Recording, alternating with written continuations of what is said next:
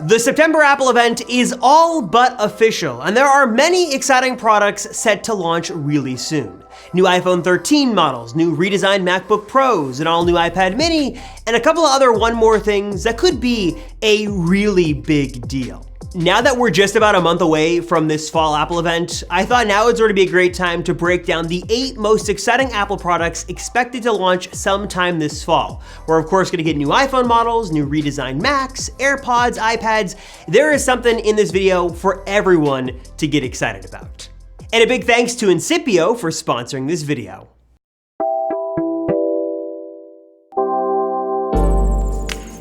After a very abnormal year last year in 2020, Apple is definitely back on track here in 2021, and if the rumors and news reports are true, they could certainly end 2021 with a bang and release 8 to 10 new products without even batting an eye, and still having plenty of new stuff to show off in the coming months in 2022. But what are the specifics? What could we actually see launch in the September timeframe, and what is there to really get excited about? Let's kick things off with a product that has been rumored for many months, and that is AirPods 3. Now, believe it or not, AirPods 2 launched all the way back in March of 2019, which seems now at this point like centuries ago. According to the rumors, the big difference here with AirPods 3 is the design. Apple is sort of looking to adopt the design language of the AirPods Pro and bring that over to AirPods 3 with a very similar shorter stem and a very similar charging case to what we have on AirPods Pro, now coming to the regular AirPods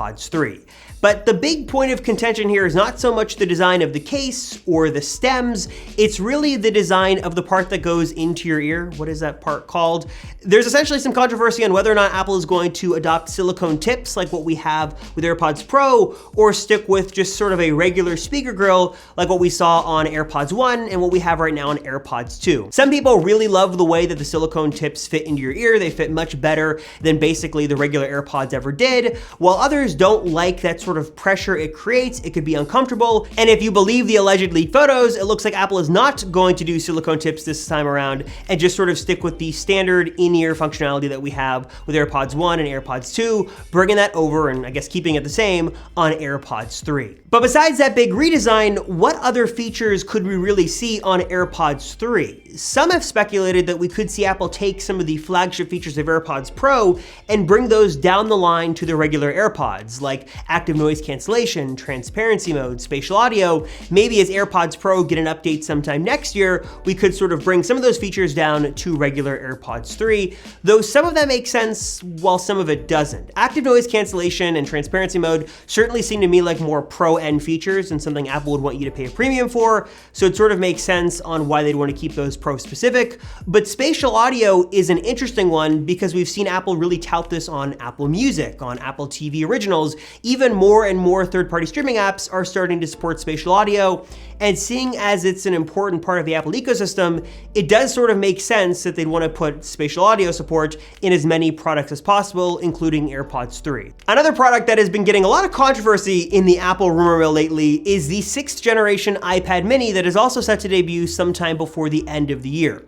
Now, some analysts believe that the iPad mini is in for a major redesign, that the screen is going to get significantly slimmer bezels, the home button is going to get out of there, replaced by Face ID or maybe Touch ID built into the power button, and basically this device is going to look a lot more modern, sleek, futuristic, sort of like the iPad Pro and the iPad Air, and much less like the older iPad design we saw years and years ago. This would definitely be a nice modern upgrade for the iPad mini, but not all are sold on that thought process. Some analysts believe that we're just going to get a spec bump on the iPad mini, no major redesign is coming, but again, this is all going to depend on who you choose to trust and believe. According to analysts like Ming-Chi Kuo, the iPad mini could get actually a larger display, going to an 8.5 or 9-inch display with much slimmer bezels. You would get rid of that home button to give you a little bit more of that display to work with. You could see significantly better speakers on the iPad mini. The switch from Lightning over to USB-C, and all of this would be powered by Apple's latest and greatest flagship processor, the A15 Bionic, that is also set to go into the iPhone 13 lineup as well.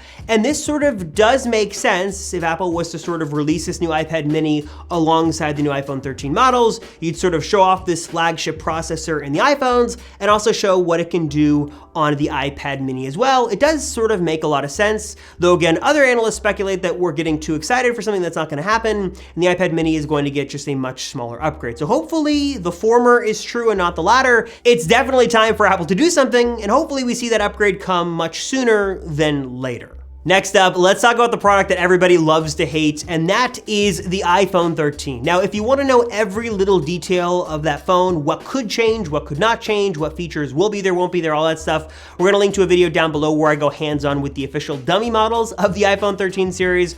But in this video, since I've already got so much to talk about and I've already talked this long, let me just kind of give you the highlights of the 13 series this year. We are not expecting any major design change to come to the iPhone 13 series this year. These phones are going to look very similar, if not almost exactly the same, to their counterparts of the iPhone 12 series that we got in 2020.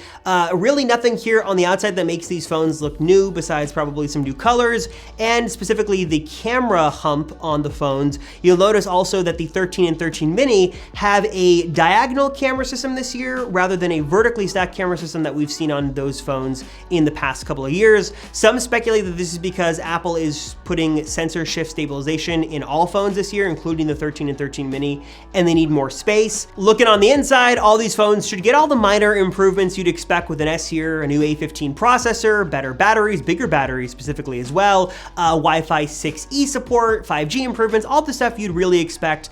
And really, we expect the flagship